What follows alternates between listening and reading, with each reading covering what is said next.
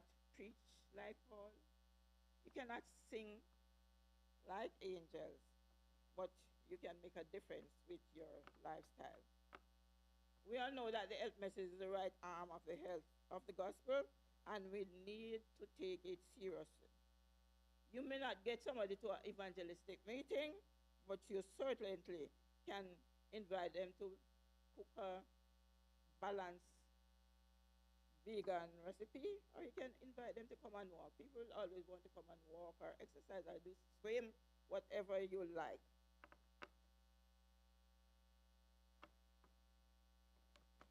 Okay. Encourage, yeah. The world has taken the health message from us. The world has taken the health message from us, and it's time now for us to put it in its rightful place. So I encourage you, the harvest is ripe, the laborers are few. And since you have endured to the end, the Bible says, he that endured to the end will be saved. You can save somebody and you can save yourself. Good evening.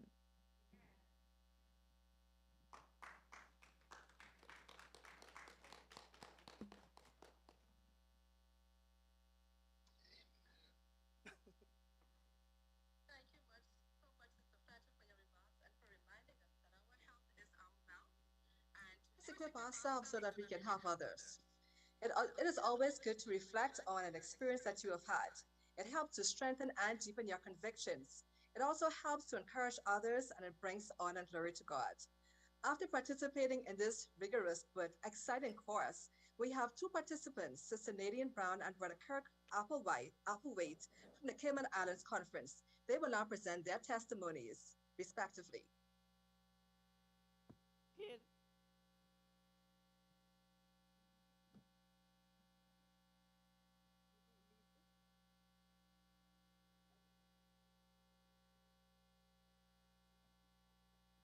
All right.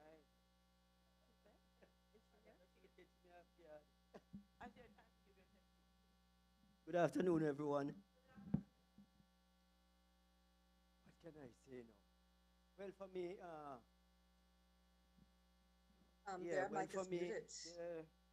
Can't hear them. Can you hear me?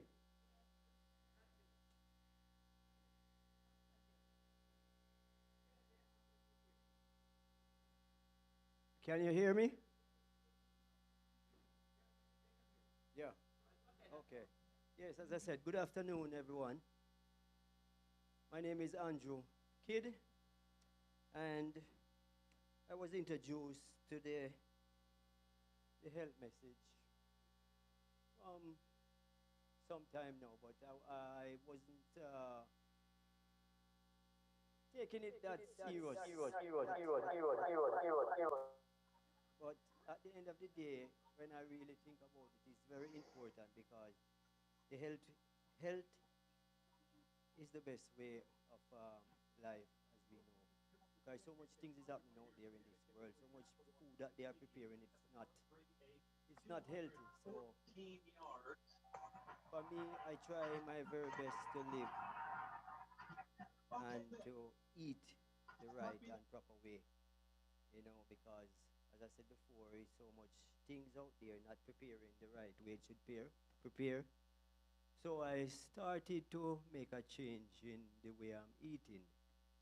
So, and when I was introduced to this program by Sister Smith, and I was thinking about it, and I said, well, all right, let me jump on board and listen and hear what they have to say. And it was very interesting because a lot of things that I learned by just listening and seeing one and two of the presentations, them who was doing it, and it was good, yeah. So it's a good way to live, and that God wants us to be the very best and healthy, where we can even share the message with others out there, because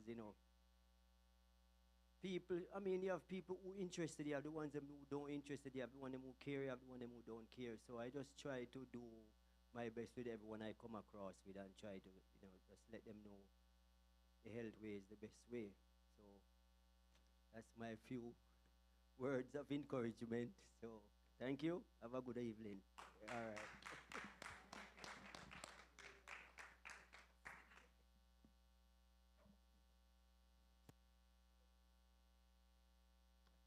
Good evening, everyone. I must say this caught me by surprise. However, I guess we have to be ready, eh? So I'll have to be honest to myself to say, oh, this has impacted me. However, the journey started with me wanting change in my own personal life. Health is wealth, and as Adventists, we talk a lot sometimes, but then the action, our desires are there, but our will is never to follow. And so I thought that me being in ministry and loving ministry, have youth Bible class going on as we speak, that I started early this year, and it has been reaping many youths in our community that goes out even in their small numbers, and I am thankful for that. But when thinking about what else I can do or how can I reach others, it's not an easy way sometimes to go and tell people about the love of God. You find that as you start to talk about Jesus, there is hands up and, which religion and all of that. But the health message is such an easier way to get into people. Everybody wants to do better regarding their health. And everybody is realizing the importance of being healthy. And so that is an easy gateway to get through to others. And I realized for me to do that, I need to have better information. And I've found so much information that we got. I mean, those 4 hours I'd say on Sunday, sometime I thought it was so much to take in. But there was a lot of refreshers courses. Sister Smith did one where I'll never forget. I work in the medical field, but in accounting and terminology and stuff like that. I remember some of them, the pre and the effect, So you learn so much other things, but even the health etiquette and how you deal with persons and the confidentiality and stuff, it spoke volume to me in many ways. But I'd say what impacted me most, and as we came here, we were discussing it, it's that our time. Time is so important. I don't know about nobody else, but as we approach Monday, there's Friday. It seems like it's Monday today and Friday tomorrow, and then the weekend is back on us. And so it's important how we spend our time and the quality, we spend with God and all of that. And this message, for one, gives us different ways in which we can do healthier meals. I see Carlene there. She might not know this, but on Ebenezer, they put me on their chat, and I cherish doing those drinks. I go out and I get mine and I juice them, and I invite Isabel over sometime to taste these concoctions. And it was amazing, the ethics she's asked me what. I've learned so much, how we have to be careful, how we talk to people and what we say and all of that. We take it for granted sometimes and think we can do and say anything. But as health professionals, we have to be careful how we relate with others and what we share and, and all of that. So that one really had spoke a lot to me regarding that, and it was a lot of information to take in, to be honest. But now I'm better, I'm more aware, and temperance is what I'm fighting with, and it has taught us many, many lessons, about our bodies, so much. But one thing I must say, we also had learned the biblical side of it. Our best when we are, spiritual lessons, the 8 laws and all of that. We had to go home and do our homework and do our own. And temperance, wow. I found out that we might take it for granted that we're reading the Bible and we're doing that, but we can be lost with simple things. Because the fact that we are not getting rest, we are not able to, we're overeating. For me, the mangoes, for those who see me now, I put on maybe 5, 10 pounds more. I'm just gaining. But I said, my brethren, God help us. Um, I'm praying. I'm praying and I'm learning that temperance is quite very important. I don't want diabetes. And we have this thing that we'll say, all right, as the mango season done, I'll start back the exercise, but I can't miss the East Indian, so I have to eat now. But we must be honest, it's not the right way, and we have to get it right because we have to be examples for others to follow, and we should be healthy in all that we do, in and out, and our whole life, spiritually and all that. He's looking for the full package. And while some of us might think we're spiritual, if we're not living a healthy life, we're really deceiving ourselves because they work hand in hand. And God cannot speak to us if our minds is not healthy. And for our minds to be healthy, we have to eat right. And you will see it in everything we do.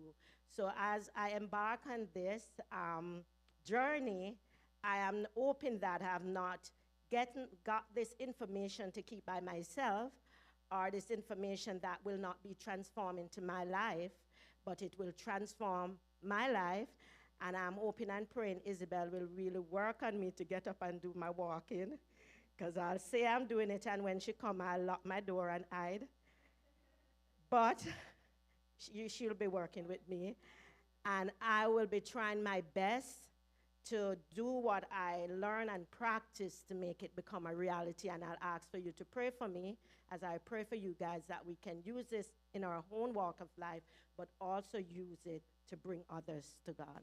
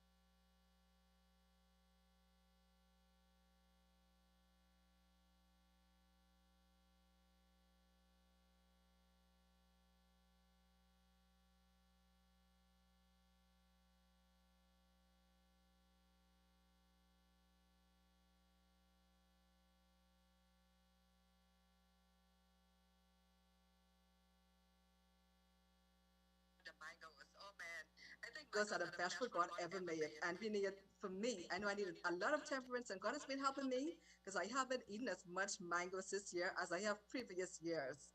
But mangoes are just so good. It's just hard to eat just one. Okay. But in all things temperance, but about four for the day, if you have all of that as your fruit servings, that is quite fine. Okay. So don't feel too guilty. All right, so at this time, we're going to have our president with us, and we are so happy that he is able to be and share in this experience with us today. So I'm just going to present to you the president of the Atlantic Caribbean Union, Pastor Peter Kerr.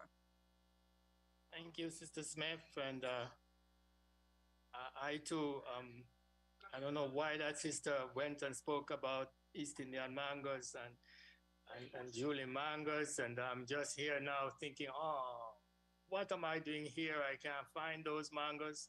I've not had much of them this summer, but what a wonderful experience we are having here. I thank you for bringing me in to bring a word of greetings to our health director, Sister Hazel Fletcher, and to our health directors all across our union territory. I'm so pleased to know that this special day has come. A special accomplishment in the lives of our union and in the lives of our health promoters. Here we are gathered for this health promoters certification level 1 graduation ceremony. And I have to commend you, Sister Hazel, and your counterparts in the various fields for making this happen. I know it took a great sacrifice of time on your part, but you did it. And like you said, many were enjoying their Sundays and finding other things to do, but you made that sacrifice, and it's paid off for so many of you who are graduating here today. What you have done is you have converted yourselves into ministers of health. And this is precisely what the division wants. The division wants to see every member of our church being ministers of health across our division territory. Wants to see more of us helping to advance the mission of Christ. Of course, you know that Jesus Christ himself was active in your field, in your field of ministry.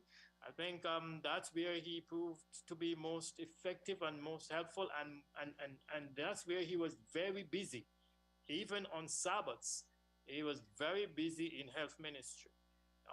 He just began his work, and all that he saw were sick people around him who needed help, and he went about doing good and healing all manner of diseases and sicknesses among the people. He went around doing good and healing all manners of sicknesses and disease among the people. That's what you are about. You've been doing good, and you've been promoting healthy living. Healthy living is really promotion of abundant living, real living. That's what Jesus came for. He came to heal. And that's what he said, the Spirit of the Lord is upon me, because he hath anointed me to preach and to heal. He has sent me to heal broken hearts. And you saw it in his ministry all over the place. He came to set people free, liberate captives. And of course, you know, some of the greatest captivity that hold people in chains are their own lifestyles. Their own lifestyle hold them in captivity. These are chains that bind people, habits that they just can't seem to shake. And thank you for ministering to so many who have found victory and found a new life and are able to talk about it. Testimonies are powerful. It shows that we really need to have more of us doing what you're doing.